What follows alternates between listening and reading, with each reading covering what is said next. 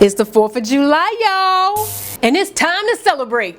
Going to the parades, call up the families, because we pulling out the grills. Light them up. We got fish plates, barbecue plates, we got hot dogs, hamburgers. For the kids, I want a fish plate and some ribs. And tonight, we gonna light up the sky. Lighten up the sky with these awesomes. We went across the border for these. We got the good kind. Oh yeah, y'all. It's the 4th of July and it's time to celebrate. Not.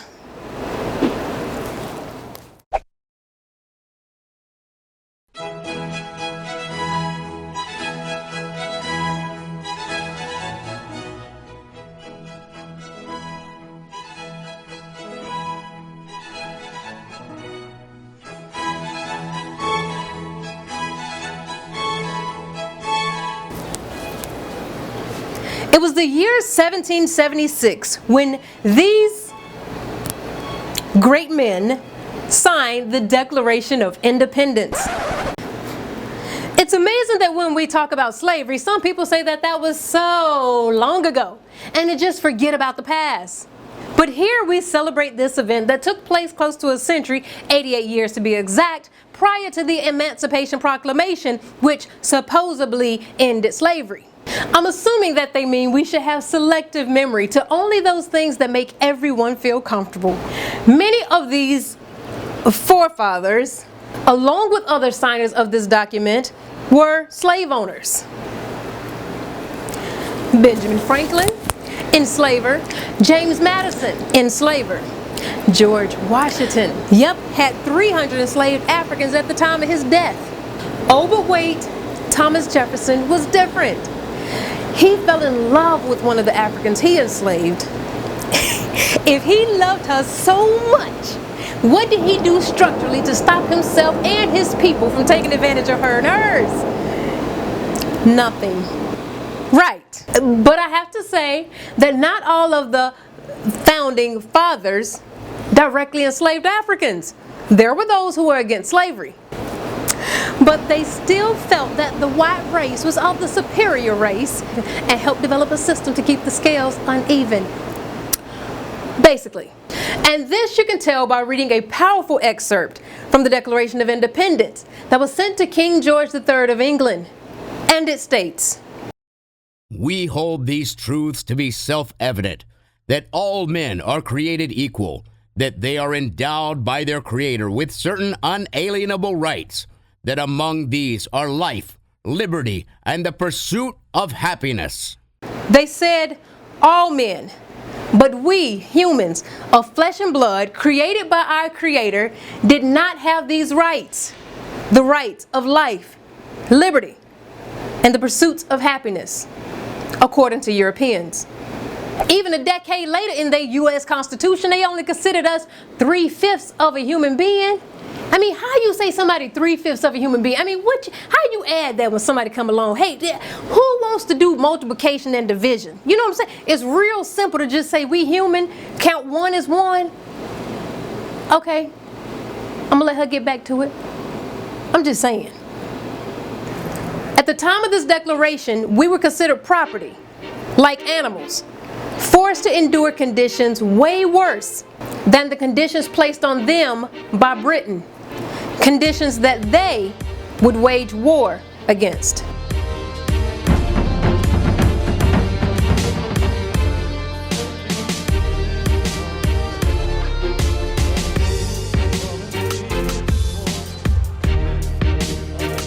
The Continentals, early European squatters, today we call them Americans, were subject to British economic rulership and British police enforcement. They found British policies to be oppressive. The tension was high, and the tension erupted on March 5th, 1770, where Crispus Attucks, a black man, is reported as being the first to lose his life in an altercation between Boston mobs and the British soldiers. A black man was the first to lose his life for the sake of white-on-white conflict, of what the Americans called the Boston Massacre. for a group of Europeans that did not view him nor his kind as human. But ironically, Crispus Attucks was not the only black to fight in the American Revolutionary War. George Washington and other Continentals were not initially interested in supplying blacks with weapons to help fight in this war, for fear that they would have fought an independent struggle against them. The British, however, encouraged blacks to fight and promised them not only freedom, but land to be self-governing. The Continentals took notice and hesitantly utilized blacks to help fight against the British. Many whites would send enslaved Africans to fight in their place, promising them freedom if they served honorably. And so, motivated by the promise of coming from up under this enslavement and the oppression, and from being forced, we fought. Pause. Stop the music. Do you not see the irony in this? Here we have black on black violence, willing to kill each other for European interests, hoping that we can appeal to their morality and that they will honor their word and stop oppressing us as a reward for fighting. When the war ended, what happened to the blacks? Many that fought for the Continentals went back to life as usual. Only a few blacks that fought for the British saw fulfillment to this promise that they couldn't keep. Those that left with the British went to their new land of Canada, England, Australia, and Sierra Leone, and were still treated as they had been before. Some rebel Africans were given to loyalist plantations or shipped to English slave property in the Caribbean.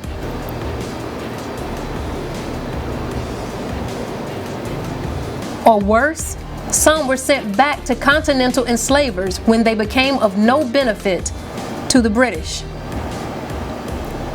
Although our ancestors fought in the American Revolutionary War, many for their freedom, literally, it wasn't until 1865 that we gained our independence. Or did we? America showed us a great example of how independence is gained. We shall overcome. We shall overcome someday.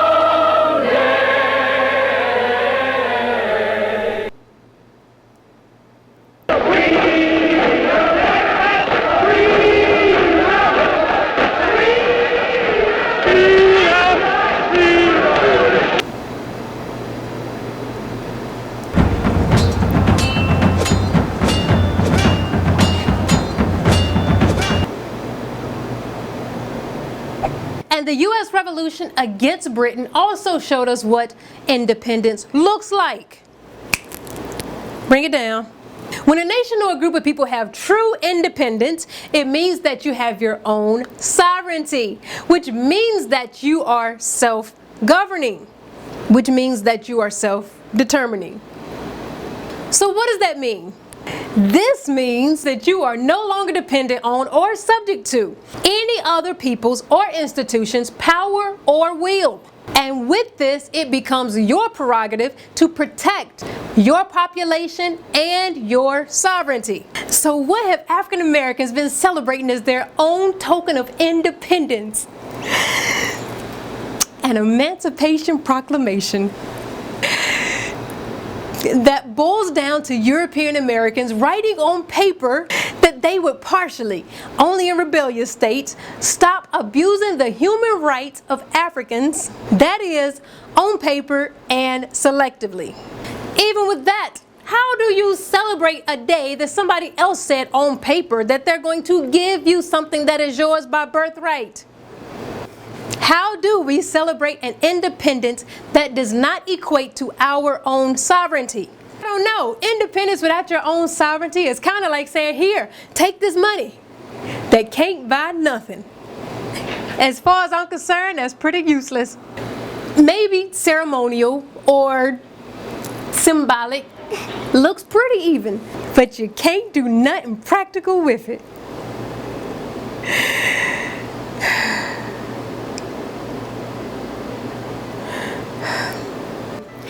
Now, I know that so many of you are going to say that she is unpatriotic. No, no, no, no, no.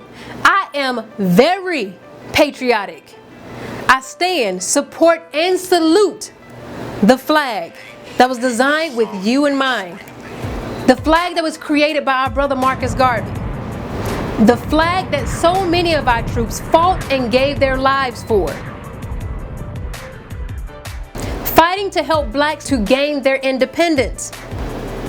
And I too am waiting for the day that we can not only sign, but live out through and through.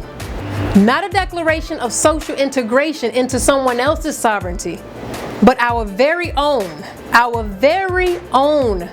Declaration of Independence. And until then, we are not celebrating this 4th of July. Not any 4th of July. But hey, what do I know? Why should you listen to me? Maybe you'll hear it better from one of our great ancestors. This 4th of July is yours, not mine. You may rejoice. I, however, must mourn. What to the American slave is your 4th of July? I answer, a day that reveals to him more than all other days in the year, the gross injustice and cruelty to which he is the constant victim. To him, your celebration is a sham, your boasted liberty an unholy license, your national greatness swelling vanity. Your sounds of rejoicing are empty and heartless. Your denunciations of tyrants, brass-fronted impudence, your shouts of liberty and equality, hollow mockery. Your prayers and hymns, your sermons and thanksgiving, with all your religious parade and solemnity, are to him mere bombast, fraud, deception, impiety, and hypocrisy. A thin veil to cover up crimes which would disgrace a nation of savages. There is not a nation on the earth guilty of practices, no, not one, more shocking and bloody than are the people of these United States at this very hour. I am Griot. Being here in America doesn't make you an American. Being born here in America doesn't make you an American. Why, if birth made you American, you wouldn't need any legislation. You wouldn't need any amendments to the Constitution. No, I'm not an American. I'm one of the 22 million black people who are the victims of Americanism. One of the 22 million black people who are the victims of democracy. Nothing but disguised hypocrisy. And I see America through the eyes of a victim. I don't see any American dream. I see an American nightmare.